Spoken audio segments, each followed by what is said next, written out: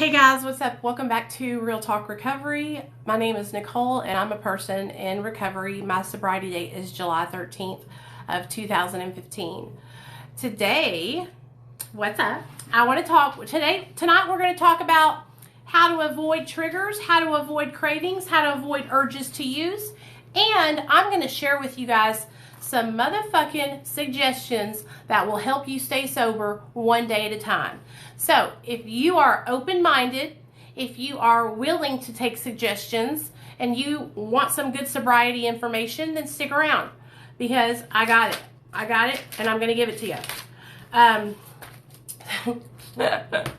So sorry I got a little heated in my last live stream, but that one's over and done with.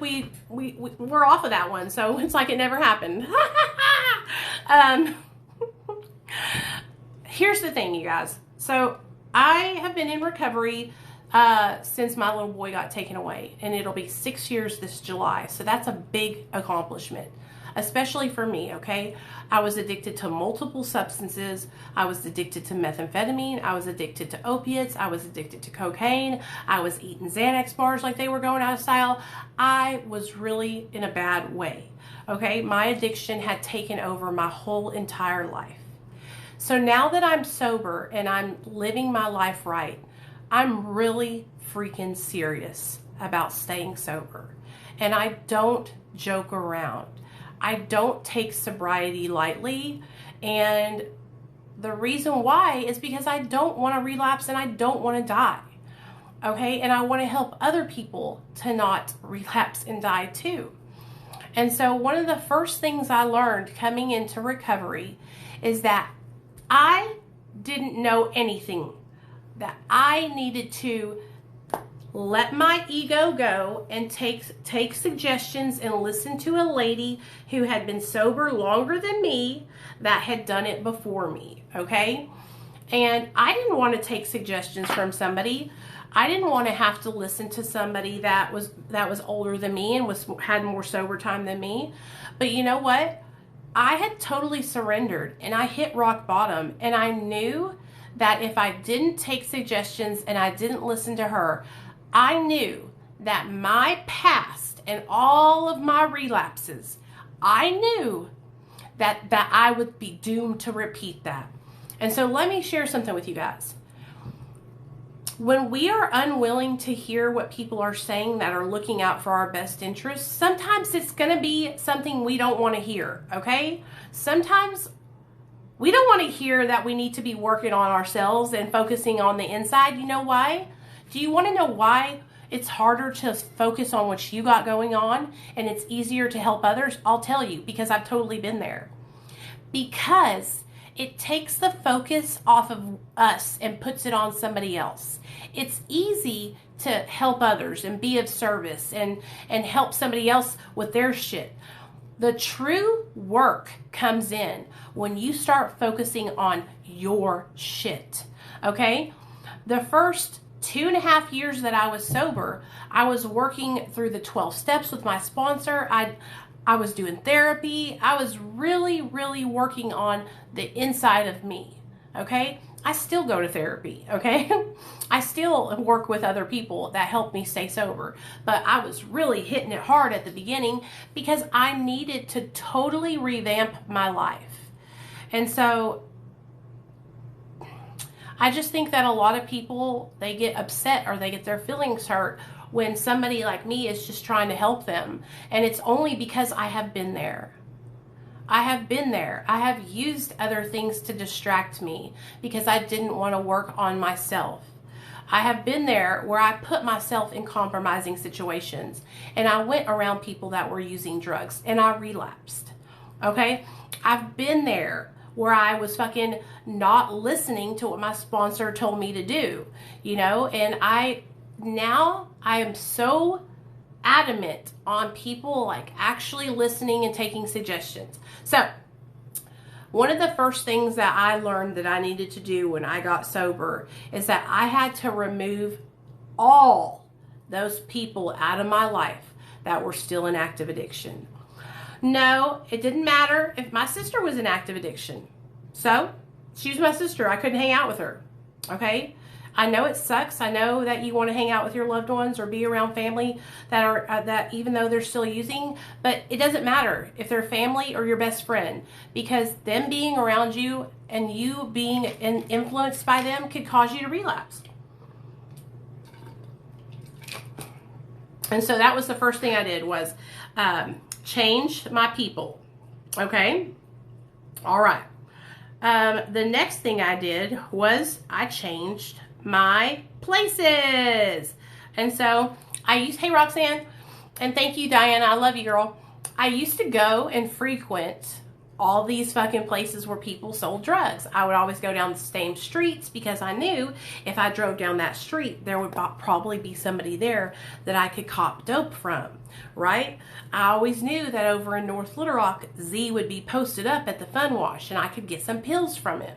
And so I had to change my whole route. Everywhere I drove, right? I would go these ways that would take me by the dope man's house. When I got sober, dude, I had to change where I went around. And at the time, me and my husband were sharing a vehicle. And so we both actually talked about that because we would be driving down the road and we would get a trigger or a thought would hit us like, oh my gosh, remember that one time when we were high on crack and we were down that road, da-da-da-da-da? I have so many memories all through Little Rock, just like that, of situations where I was high with my husband and they come back. They're like flashes, And so even if it means like not taking the same road to your job because when you take that road, it makes you think about using, that's what I had to do. It was little things like that that really helped me stay sober. Another thing that my sponsor suggested to me was that I needed to call her every day. And I was like, what? Why? Like, oh my gosh, I don't want to have to call somebody every day. Like, I can't explain to you how hard it is to call somebody when you're like, it's like you need to be checking in with them, but it's like you don't have anything to talk about. So like every day I would call her and just say, hey, I'm doing good. I'm checking in. And then we would hang up because I was just so struggling, it was hard for me to have something to talk about. But you know what eventually happened? Eventually I would call her and I would be like, hey, I got to talk to you about something today. Or, hey, this is going on. And we started to talk about life and she started to help me. It helped me, you know what I mean? And so, and I'm not saying you have to work the 12 steps. You can get a sponsor as somebody that can support you in your recovery, an accountability partner. Wow, Roxanne, that's great, girl. That's amazing. 100 days sober is amazing. I'm very, very proud of you. Very, very proud of you.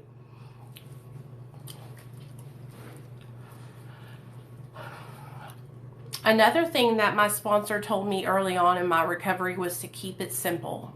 Okay? Keep it simple. What do I mean by that? I mean, all I needed to do was come home, go to my job, go to my meetings, take care of my family.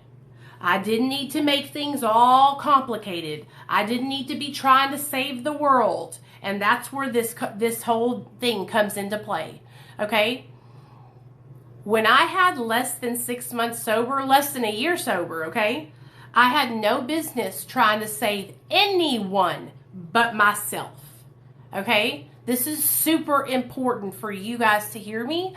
And if you disagree with me, I want to know why you disagree. Okay? Helping people, there are levels to helping people. If you're somebody who has less than 6 months sober and you want to help, you know how you can do that? You want to know how you can do that? You can do that by being somebody, you can say, hey, newcomer, let me write down my number. Give me a call if you ever need to talk. Okay, that's one way you can help other people in recovery. You want to know another way you can help people in recovery?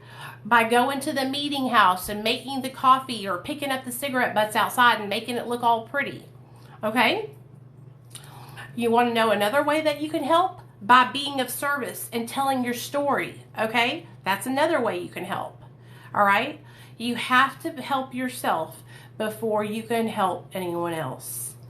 That's where I have a problem. I feel like I'm missing out and I try to help others. Yeah, and it becomes too much for you. You know what I mean?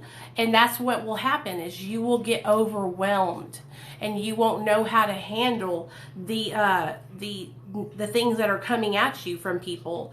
And then that's when you start feeling bad. What if you're helping somebody and they relapse, and then you think that you failed them? It's all focus on you. And here's the thing, you guys, and I don't mean this in an ugly way, but it's easy to focus on other people because it makes us feel good when we help people. You know, it's like having an addiction to helping people.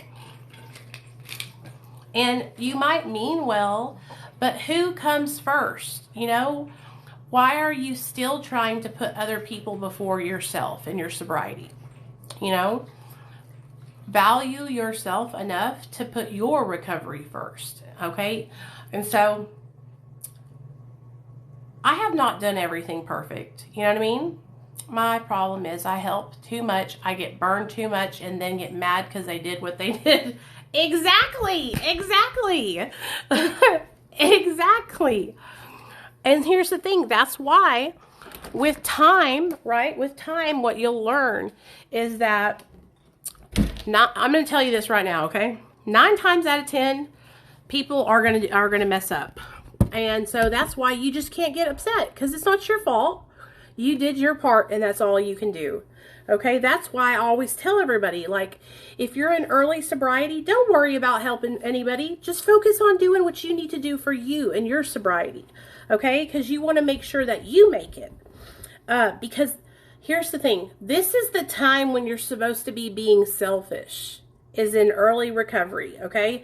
This is the time when you should be focused 100% on you and changing your life and your ways.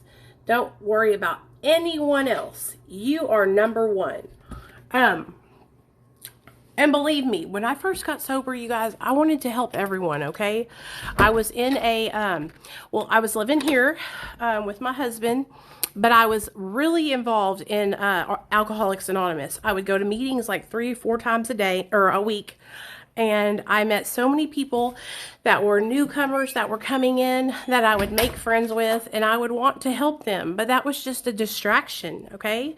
That was also a way to keep me distracted from working on what I needed to work on for me, you know? Right. That's true. And then there's also people out there who, they see you coming. They know you're somebody that's in early recovery. They know they can manipulate you. They know they can get over on you, you know? And so that's why I say focus on you 100%.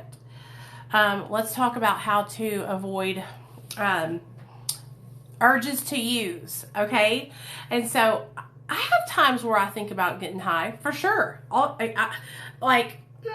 all the time, but when I do think about it, it's usually about like a Xanax or something like that. And then I have to go into my mind and tell myself, like, okay, Nicole, you know, if you took Xanax, this is what would happen. And I have to list out the reasons, you know. Same thing with dating men and women. Absolutely. That's a good, let me put that down on the list. Pause on the relationships. Pause on the relationships. Okay, if I were you, and this is another thing that I see here on TikTok happening. I got to talk about this. Thank you, Queenie. I see people here in recovery that are like less than 6 months sober, less than 1 year sober, and they're hooking up with each other. They just met on TikTok, and they're trying to hook up with each other. They're falling in love. And I'm just like, oh my Lordy, what's happening? You know what I mean? Urges to use come when I'm tired and want energy. Okay, listen to this, Diana, listen to this. That's because of HALT. Hungry, angry, lonely, tired. Sis, write it down. HALT. Hungry, angry, lonely, tired. Whenever you're any of these things, you need to pause, okay? You need to pause and you need to reset and fill your gas tank, because these things can lead you down the wrong path, okay?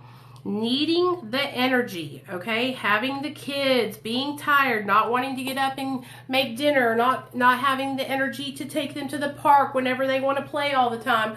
Believe me, I know. My son drives me insane with that stuff. You know what I mean? But what you have to do is you have to realize, okay? You have to realize that if you're not okay, then guess what? Ain't nobody going to be able to take care of the kids. And so you have to stop what you're doing and make time for yourself. Stop what you're doing and tend to your sobriety. Okay? Keep a plant alive 1 year, then a cat, then a dog for 1 year. Then think about a relationship after a year. That's good. Yeah. See? Yeah, Diana, I'm sure they do.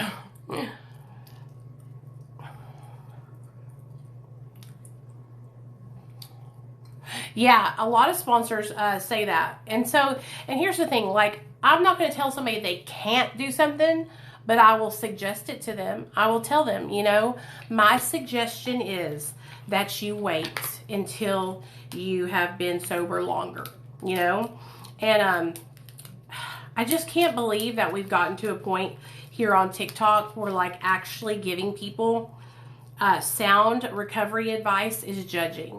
I'm kind of super disappointed with, and that's why, just so you guys know, like, I've kind of just been doing my own thing over here on TikTok and making my videos, and I hang out with you guys and I talk to you guys, but I don't worry about, like, everything else. I talk to my friends that are in recovery, and that's it. Yeah, relationships can drive you over the edge. I know that's right. I've been there. I've totally been there. I remember this one time I was in sober living, and I met this guy. His name was Tyler. Oh, Tyler. I gotta get something to drink too. He had blonde hair and blue eyes. And we had been together for like, sorry guys. We had been together for like a month, okay? A month. And he relapsed, and he relapsed bad. He relapsed on cocaine. And I was at work one day, and he came and he kidnapped me from my job, y'all. And he drove me around and held me hostage at a house. Tied me up on the chair and wouldn't let me go nowhere. It was scary. But yeah, that's where relationships that are in recovery that are too early can get you. Okay? Tied up. tied up and in trouble, y'all. Oh yeah, Kristen, I got some crazy stories, sister. Some crazy stories. And he actually, it was worse than what I just said, because I didn't want to trigger anybody. Trigger warning, okay? I got in the car and he had cocaine, and he shot me up in the car while we were driving. And I remember just being so scared because I thought, I'm going to die.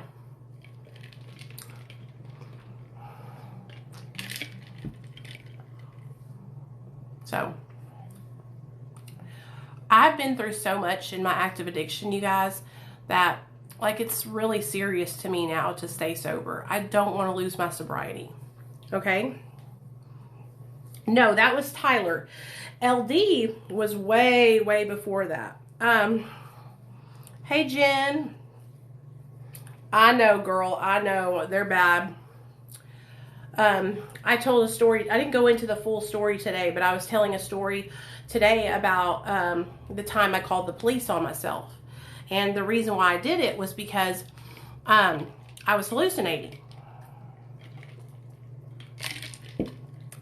Me and my friend Tyler, me and my friend Chaz had been staying up all night, okay? I know, right, Queenie? I don't have a choice. We had been staying up all night. It was me, my husband, my friend Chaz, and then this guy named, what was his name? God, what was his name? I can't remember. Anyway, my husband and this guy were in the living room smoking out of the bowl, a meth pipe. And me and Chaz were in the side bedroom pilfering through all this stuff, you guys. When I tell you, he had stuff everywhere. And I had found this like chest, and we were trying to jimmy it open because I thought there was going to be like silver coins in it. We were back there. All of a sudden, I hear this something going on the window. And I looked at him and said, did you hear that? And he said, yeah. Did you hear that? And I said, yeah. And so we both went over there and looked out the window. Nothing was there. Then we heard it again. Boom, boom, boom. Did you hear that? Yeah. Did you hear that? Yeah. I said, man, I'm calling the police. We were high. We had meth. It was, so I called 911. I said, can y'all please come up here? We think somebody's outside of our house trying to break in. And so do you know that the police showed up to that house at 3 a.m.? They knocked on the door, and my husband was literally smoking the bowl. And I opened the door, and my husband took the pipe out of his mouth and stuck it in his sock. And it burned his flesh, y'all. True story. I could show y'all the scar on Neil's ankle. Anyway, and so I said, I think they're around back. And so he said, it's okay, ma'am, I'll go look. And he went around back with his flashlight. And then he came back around front, and he's like, nobody's there. And I was like, well, thank you. And he's like, thank you. And he left. I could not believe it. When I shut the door and I turned around, my husband was like, God dang it, Nicole. I fucking burned my ankle. And he pulled that fucking pipe out of his sock, and you could just, it was huge. It was a huge round burn down on his ankle, you guys. But yeah, because I called the damn cops like a dumbass.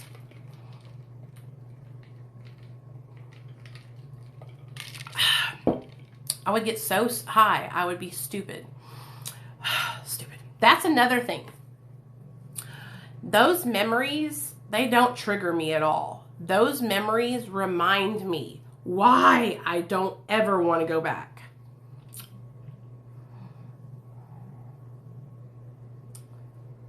Oh, was it like a non-alcoholic beer? That's a great question, Kat. I've never had anybody ask me about that. Honestly, if you don't have any alcohol in it, like, I wouldn't even be worried, girl. Why? Are people? No, I mean, no, girl. You're fine. If it didn't have alcohol in it, you're fine.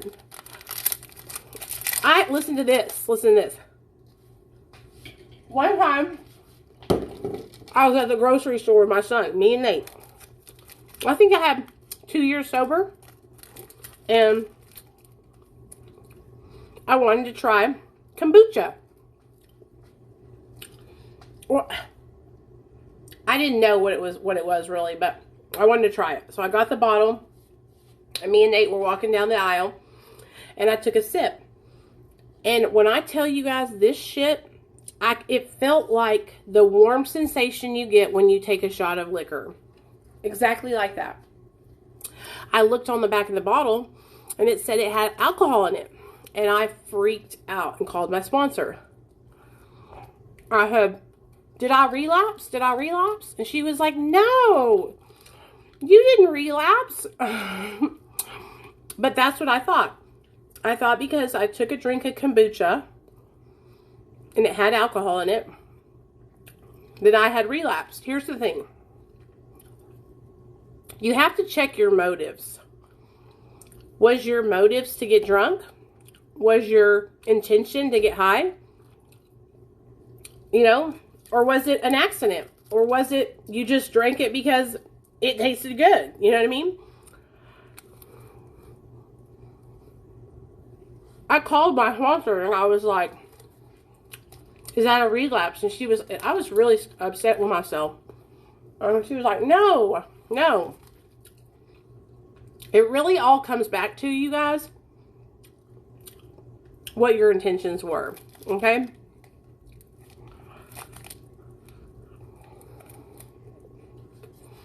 Some people can drink alcohol, but I'm an alcoholic. I can't drink.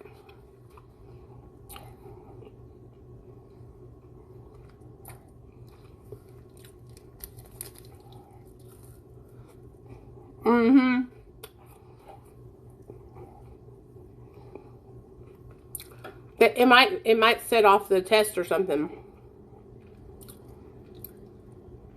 Yes, Diana. Did you taste it? It's fermented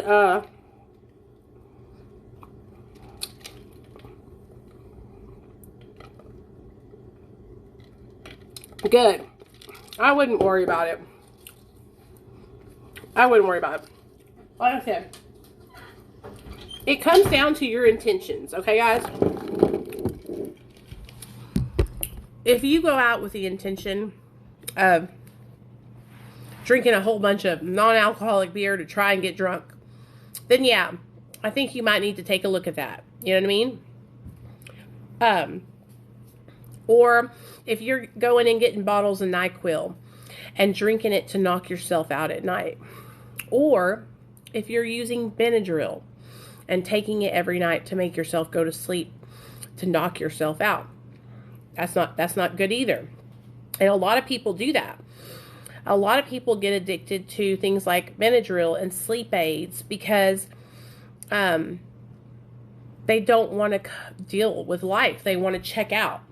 And that's the only way that they can check out now because they're in recovery. Then there's people like who have only had problems with alcohol. And they use pills like benzos and opiates to check out. But like I said, it all comes down to your motives and your intentions. So the way that I get through like my my urges to use, I always think about what I have to lose. I always think about like everything that I have accomplished and how I don't want to go back to that life that I once lived. And even though I get stressed out sometimes, like I've been doing a lot of work today, y'all. I have been up since 9, I think, which is not too early, but I have been working the whole time so much that my eyes are starting to burn because I've been looking at a screen all day. You know what I mean? And so I just want you guys to know that's why I get upset with people when they come up in here and say things like you're judging somebody for telling them to put their sobriety first. That's why I don't take things like that lightly. You know what I mean? I love bagels, y'all, with cream cheese. That's some of my favorite things to eat. Hey, Roxanne. I have some eye drops upstairs. But you know, oh, Queenie, you know what happened today? Yeah, that was just, honestly, we can talk, I'll say it. That was out of nowhere. I was just like, do you see what I'm saying? Like, people do that to me here on TikTok, you guys. It's like, I'll be like in such a good mood. We'll be having such a great time. And then all of a sudden, somebody will just come out of left field. And like I said, I'll be honest with you guys. I'm not going to take back what I said. We were just live streaming earlier and we were having a good time. We were chit-chatting and this girl came in and she goes, why do you need to focus on your own recovery and quit judging people's recovery? And I was like, what are you talking about? Do you know what it was about? Guess what it was about, Queenie?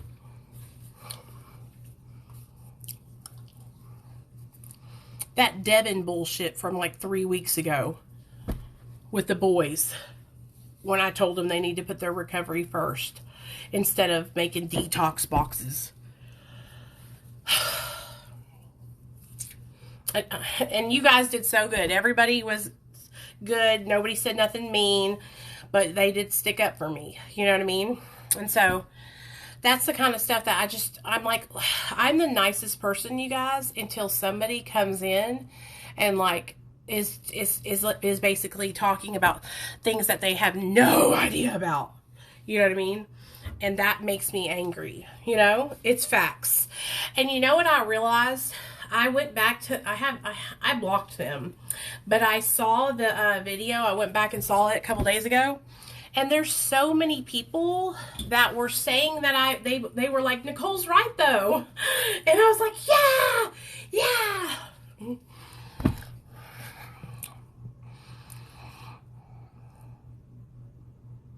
Yeah, I do think it is, Cola. Yeah. Oh, you've been seeing that too, Queenie? People making comments saying that all I do is tell war stories. that shows you too, guys, how much they don't know what we do here. Like, that just shows that they are not really into Real Talk Recovery. Because if they were, they would know how much time we spend here. And we all spend here together, you know, helping each other. Hey, Janice, what's up, girl? I'm going to tell you why they got mad. Because they were doing something, they were being shysty. They got defensive because what they were doing was not, I've been telling you guys, was not the right intentions. That whole thing was set up to make money and be a cash grab for them. And it probably fell through and didn't even work out because they were charging so much money for those boxes. And they were huge. And think about how much shipping you had to pay, okay, to get those boxes out. And let me ask you guys this. When somebody is going through the sickness, okay, they're in detox, they're going to call somebody and order a box that has to be mailed to their house? No. No. When somebody's in withdrawal, they need that shit now, okay? They need that shit now. They can't wait for it to be sent out to them in the mail. And they damn sure ain't going to pay no $100 for it. Okay, that was ridiculous. And so that's what the whole thing was over. It was all over that because I told them boys that they needed to focus on their sobriety, that they had only been sober for less than 3 months. And that's not me being ugly about their sobriety time because, baby, 3 months is amazing. But that's me telling them, hey, man, y'all are making some mistakes, you know. That's a mistake. You know what would be a good idea if they really needed to make money or something, would be to focus on, building their platform, getting a job, maybe making the merch. And I think they already have merch. So why do they need to do that, you know?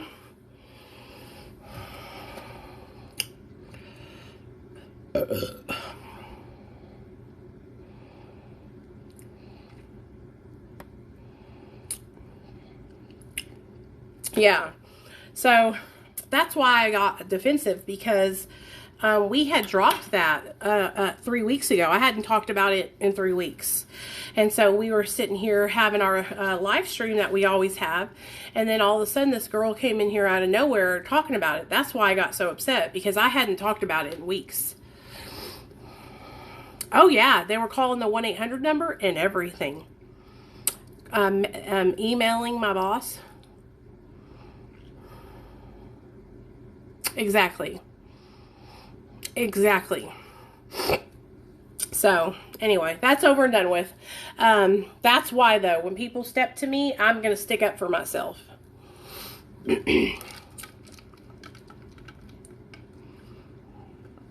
Okay, Katrina, what's up?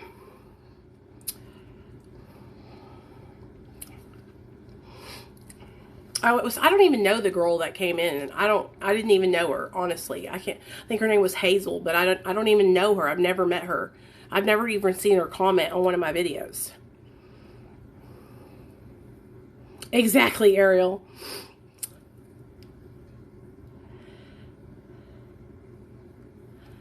Let me tell you guys, I have gone back and forth with myself about making the merch that we're doing. And that's why I finally came to the conclusion that if I'm going to do merch, then I'm going to use the money I make to help someone else. Because I just don't feel comfortable taking money and keeping it for myself. Because I have a full-time job. Because I have a home to live in. Because I have a car that I drive. Because I'm in a good spot. And so if I can use the money to help somebody get into sober living and pay their rent, that's what I want to do. Okay? Like, I guess I'm just, anyway, that's just me. So that could make a difference in somebody's life. Somebody who's just getting into their recovery. we got it. Y'all can order it now. I have t-shirts. They're real simple. They just say Real Talk Recovery on the back, but this is just the first round that we're coming out with. And like I said, why we are doing this is because I'm going to take the money that I make from it and we're going to get somebody into sober living. So this is how it works. They're $40 straight up. Now let me explain to you. The person that is making them for me, I'm paying him half of that money, and then the other half we are putting into a savings account. Well, it'll stay in like a PayPal or something. And we will wait until it builds up. And when it gets to like, so we would only have to sell 20 shirts to get enough money to put somebody into treatment, into sober living, to pay for their rent. Okay?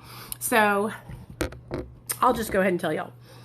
I'm paying him $20 to make the shirts for me and everything. He's doing all the work. He's got the shirts. He's doing the screen printing, everything. And then I'm taking the other 20 and I'm putting it into that account. Okay. Think about it. 20, 40, 60, 80, 1. 5 shirts makes us $100. Okay. 20, 40, 60, 80, 2. 10 shirts makes us $200. So basically, what? Y'all see what I'm saying, okay? 20 shirts makes us $400, okay? And so I would say 30 shirts would make us $600. So if we sold 30 shirts, that would be $600. And I would take it. Y'all would see it because I'm going to put it on the fucking TikTok. We could call around and find somebody who needs to get into sober living. Okay. Or find somebody who needs to, I want to do it with somebody that's either going into sober living or that's already in sober living and is having hardship. Okay. That's how I want to do this. And we could literally pay and make their shit perfect for them. Isn't that awesome? I think that's a good idea. And listen, here's the thing. I can do that because I have my shit together. I have my full-time job. I have my home. Doing this isn't going to put me out. Do you understand what I'm saying? I'm stable. I'm stable in my life. Oh yeah. Well, you know what? If Ashley wanted to do that, I would totally help her do that.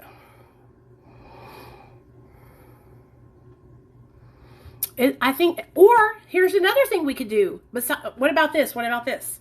What if somebody was trying to get on MAT? What if we found somebody who was trying to get on MAT therapy and they couldn't afford it? We could that's kind of wishy-washy though, because I don't know. I worry about that one because I worry about us paying for them to get on it and then them never going back or something like that. I think we're going to stick with helping somebody in the recovery center. So that way we know that they're going to be there and we can check up on them and they can stay in contact with us. Like I'm going to call around. This is what we're going to do. I opened my DMs. Y'all can order shirts. Just DM me. Okay. So I'll just start taking orders. You DM me, send me, I'll give you my Cash App, Venmo, or PayPal. You send me the money, send me your address and your size, and I will get them out to you. All I got to do is I will screenshot the order, send it to Bonta. He makes it and mails it straight out to you. He's straight edged. He's cool. We've been friends for a while. I trust him. Okay. And he trusts me.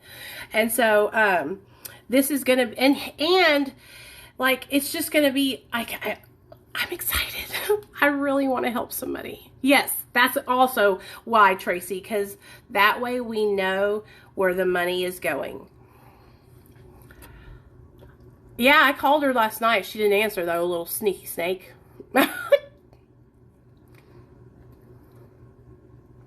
See, that's why I didn't want to do that, because people get weird when you do GoFundMes and stuff. And I don't want to I want to provide them with something. So that's why we're going to do the shirts. They get something, you know what I mean? And what we'll do, you guys, is it'll be from Real Talk Recovery, the Real Talk Recovery family. And we'll all, you know, it'll be cool. You'll see.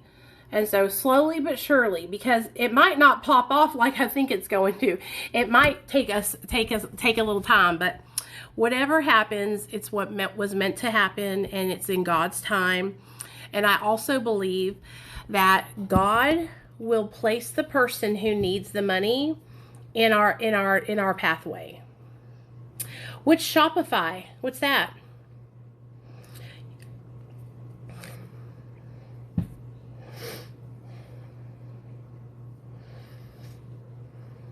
Is it like a website where you can? Yeah, I think that because what'll happen is I know what will happen is the shirts will start selling, and then I will somebody will message me, or I'll bump into somebody, or because I work with Dr. B. Listen to this. Here's another good idea. We have tons of kids who move into our sober living who are like, they have nothing. They are destitute when they move in. And we could even help one of Dr. B's kids that needs help over there in California getting into treatment. No, I haven't. I need to, Essential Tea. I need to. I don't know how to do it, honestly.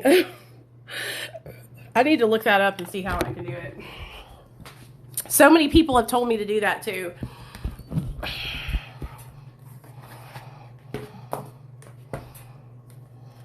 Oh, that's cool. I'll have to look it up. I mean, for some reason, my computer just totally shut down on me. Is that how much it is to trademark my name? $29 a month? Or is that how much Shopify is? That's what I need to do. I need to look into that trademarking. I was almost thinking about changing my name, but I have everything as Real Talk Recovery. Shopify. Okay. I really, really want you guys to know that, like, I want to help people. And my whole intention of being on TikTok is to help people, is to spread a message to help people in recovery. And so if you guys ever have a doubt or a question, all you have to do is ask me, okay? I am so transparent about everything I do. I would never lie to you guys, okay? I tell you guys who I work for. I tell you guys what I do for my job. I tell you guys everything, okay? So you don't ever have to worry about me not being honest with you, okay? Oh, that's a good idea too. Let's see.